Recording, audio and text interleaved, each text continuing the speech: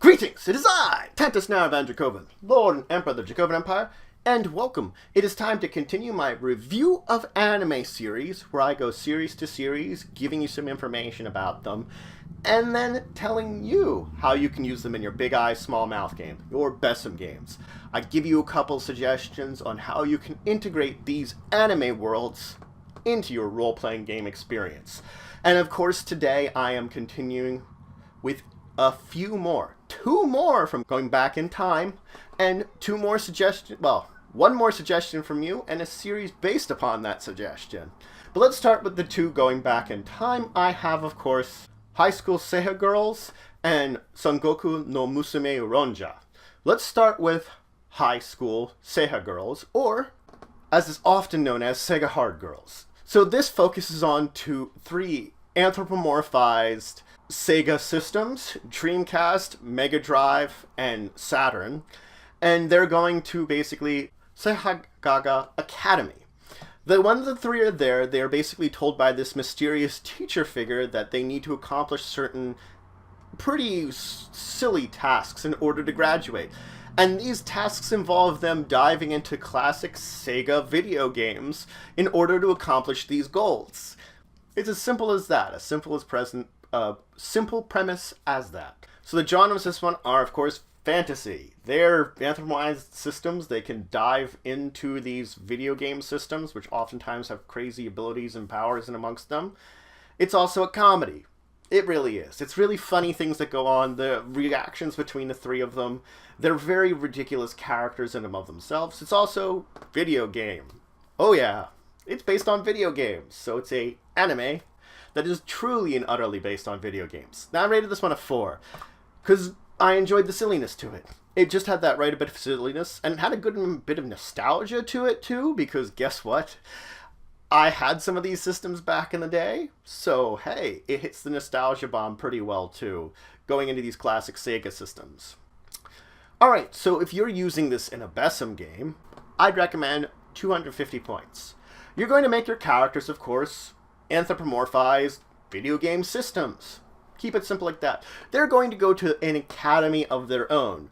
This point in time, you can choose to be very restricted, similar to the Sega systems. You could use another company. Or if you really wanted to, you could just be all video game systems. That's completely up to you how you want to handle that one, if you want to restrict it or not for your gaming as the game master. But regardless, they're going to go to the academy and have to basically accomplish a number of tasks, doing other things to graduate from this academy, and oftentimes this will involve diving into video games. Classic ones from whatever era you want to take from. You could take them from basically the gaming systems that your players are going to be, and that's what's going to be recommended. So whatever gaming systems your players will represent, then of course, yes, those are where the games you want to take from, and try to have basically each adventure be diving into one of these game systems. But let's move on and talk about Sangoku no Musume Ronja, or Ronja, the Robber's Daughter. Our series focuses around the life and times of Ronja, a young girl who happens to be the daughter of a bandit chief who lives in this castle, in these forests that are controlled by bandits, in this medieval Scandinavian country that is unmentioned what exactly one it is, but it has this very Scandinavian medieval feel. So Ronja then grows up within this castle, and then she becomes old enough that she begins to journey out and explore the world on her own, discovering new adventures within the forest nearby. The strange supernatural and magical creatures that live there alongside of her, the various other groups of people that she can meet, other friends. And along the way, we basically follow her as she grows older and journeys through this life that she has, while she still kind of deals with the fact that she is the daughter of a bandit. So, the genres for this one, of course, are fantasy. It's a world where there are strange creatures and monsters and things out there to deal with, so it does have a very fanciful feel. It's also a adventure. Ronja discovers things and goes on these little adventures and quests and comes off finding out new information, experiencing new things. I would also call it then a robber or bandit anime. A unique one in this case, there aren't really many of them. It's focused around the fact that, yes, her father is a bandit lord, and all the people that raised her are bandits. That there's this incredible group amongst them that, yes, they have these bonds, but they go and steal things from people. And it reflects that very often, the way that they do things and the way they act, the way that they live their lives. It focuses around this as an actual occupation. Now, if you're using this in a BESM game, I would recommend 150 points. Of course, you're going to make your characters children of bandits, children of robbers.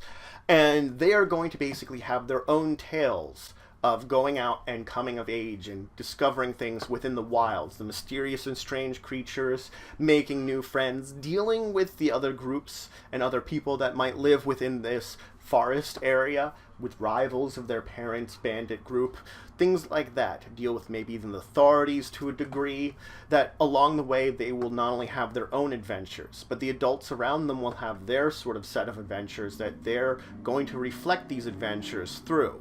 So as something would occur that was more on their adult level, they will have their own adventures reflecting upon that. And of course, along the way, they will deal with deepening their own bonds with each other, and possibly some of the bonds with the various friends that they could discover out in the great big world as they begin to explore it. Now, the other two series I wanted to handle is, first off, I want to talk about Evangelion, and then I want to talk about one of its many spin-offs. But we'll start with the first one, the original, Evangelion. So 15 years after this cataclysm that nearly destroyed the world called Second Impact occurs, Shinji is called in by his father to effectively his Tokyo 3 to work with him. It turns out he wants him to pilot this mecha called an Eva to fight against these creatures called angels, who happen to have been the source of Second Impact, and they're trying to destroy the world yet again. So along the way, he meets a couple of other children, or young people, that can also pilot these Evas, Rei and Azuka. And a lot of tragic things and terrible things happen to them along the way, as they all have their own various terrible psychological issues that they're dealing with, breaking them down in a way, dealing with the fact that there are plots upon plots also occurring in the background with the adults and what is going on. So it's a very interesting, deep series because of this. This is a classic one, definitely, and you should at least check out the main one before you have an idea of anything else. So the genres, of course, are a mecha. They pilot giant robots. They fight monsters in them. That's pretty standard. Of course, it is a post-apocalyptic. The city they live in seems very modern and put together, but it's Tokyo 3, which tells you the first two Tokyos went away. It gives you an idea that the fact is, bad things have happened across the world, and people are just managing to survive and rebuild at this point in time before things are basically trying to hit the fan again. It's also psychological. We do hint at a lot of the terrible issues deep within these children that have been caused mostly by their parents and the adults and the situations that they've been thrown into. Deep-seated psychological issues that many of them suffer from. Now, like The Robber's Daughter, I rate this one a 5. Both of those are big, great, incredible ones that I definitely would recommend. So if you're using this in a BESM game, I would recommend 400 points. You're going to make your characters the pilots of the Eva. They're going to have, of course, deal with piloting, fighting the angels, dealing with the fact that they should balance out a level of their own lives, keeping bonds with each other to make sure that they can battle together, but also dealing with any kind of deep-seated issues that more than likely your characters are going to have. And the fact is, most of the time, they'll probably fail to set issues, and it will be up to those around them to help them attempt to overcome them to a degree and keep on going. This is tragedy in a way, but it's psychological tragedy. And you should make sure to kind of include that each character should have a terrible backstory in a way that they're going to be dealing with. Regardless, they're going to try to bond with each other, deal with the adults and their plots that are going on, deal with the giant monsters that they have to defeat, and deal with what happens as a result of these many battles, because the fact is, they do reflect very easily that a lot of the battle scars that happen with these angels don't get repaired very easily. They don't. So a lot of damage happens to the city over time as the battles continue that can't be repaired very easily. Yep. So let's talk about one of the spin-offs of the series, because actually I do want to mention a bunch of these spin-offs because they are actually really unique, each and every one of them. Let's talk about Evangelion Campus Shinji Raising Project. Alright, so in episode 26 of Evangelion, there is an actual glimpse of an alternate reality. A different one where the angels never had their attack. That Shinji actually sees as part of some kind of... It's a difficulty of the story of episode 26. We're not going to dive into it. But regardless, he sees this vision of this alternate world. This is based upon here. So we have Shinji and Izuka being childhood friends who've been raised together, and Rei being the new transfer student. So, the three of them end up helping out at the laboratory where Shinji's parents work, because his mom was alive in this one instead of being dead like she was in the normal series. So we have the Evas actually existing to a degree because they are testing with them, but we don't have this same threat of an enemy. Here we go. Here's how we're varying differently. We're not having the same tragedy, and a lot of the characters don't have the same kind of dark backstory. That's why this series is so vastly different. It's the same characters, just because certain things changed in their past and in their present, they don't suffer from certain issues that they had. Same essence of a character. They still act much the same way they do, but there's little changes that occur because you can recognize differences in, of course, these backstories. So this one is a comedy to a degree. There's a lot of strange, silly moments that occur within it that make it very comedic. It's also a drama. We do have dramatic things occurring between them, and there are plots and dangerous things going along in the backstory of it.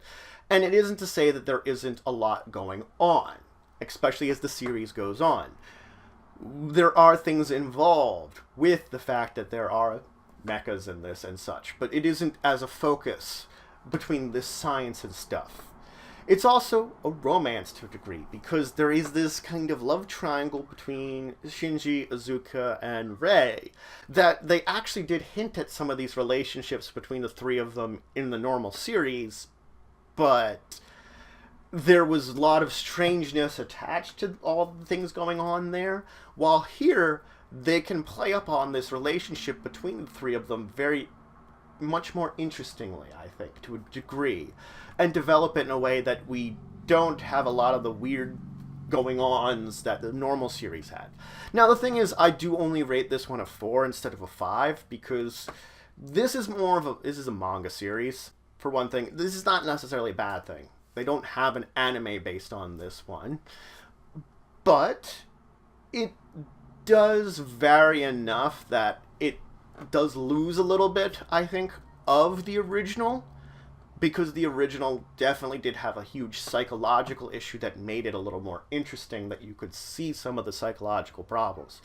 It's fine without those, but it's not, in a way, as good, because they don't deal with the same sort of things like Shinji's abandonment and Izuka's push to be the best, and Rei's almost, well, being a very unique character in that series. Now, if you're using this in a BESM game, I'd recommend 350 points.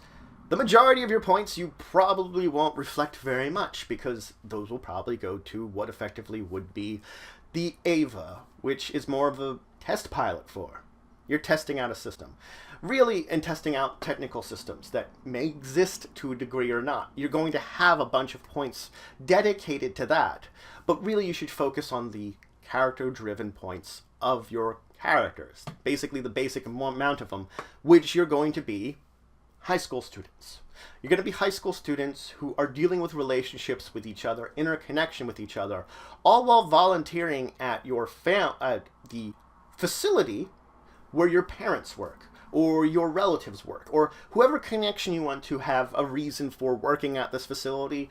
You're going to be there basically volunteering and helping out with it, because they're developing these technologies here, which again, it's going to be up to you how you actually reflect it in the course of the series and using it. You can follow the manga's plot as much as you want in the long run, because it is a fairly decently sized manga. Or you could be very short-winded and just keep to the relationships between each other. You really could. You could just keep it really simple here. It's up to you how well you want to develop it and develop what's going on in the background with facility and stuff. The facility could just be a backdrop. Or it could be something. That's the difference you can choose very easily as the game master. Regardless, you have to remember it's those developing relationships between your characters that's going to be the important part of this. And you can add NPCs in here. It's just optional. Just really optional. It depends on how many players you have. If you want to if you think you don't have enough players for proper triangle for love, maybe you need a love square or love pentagon. Your choice on these. But regardless, again, developing relationships between them is going to be the key to this adventure. But that's it for today. I introduce you to 4 more series. So, 2 of these series, of course, the 2 going back in time, which are very good classics, and then 2 based upon this same franchise. Well, 1 that is the franchise itself, and then 1 spin-off. I will hopefully talk about a few more of those spin-offs, because as the one I talked about is the suggestion you folks had, I actually have read through some of the other spin-offs, and this got me thinking I do want to talk about them. Maybe we'll talk about one of them next week. And a suggestion of yours. I still have a few left. But going back to the topic of hand of these series, you can use these in any role-playing game system. I've given you suggestions on how to adapt them to BESM, but truthfully, any role-playing game system, as long as you, as the game master, can adapt the rules, it'll work for you. You just have to figure out how to adapt the rules yourself, because, again, I'm just giving suggestions on how to integrate it into a system that's very flexible. Yours might be less flexible, and you just have to figure out the best way to integrate it in so that you can enjoy it and play it. But if you have any questions, comments, anything you want to say, anything you think I left out, please leave in the comments below. Please like, share, and subscribe. It's just for the channel, the empire, the work I do. If you want to show some extra support, you can always check out my Patreon. Link description below. There's some great rewards there. It helps to grow and improve the channel. But regardless, until the next time, I bid you farewell.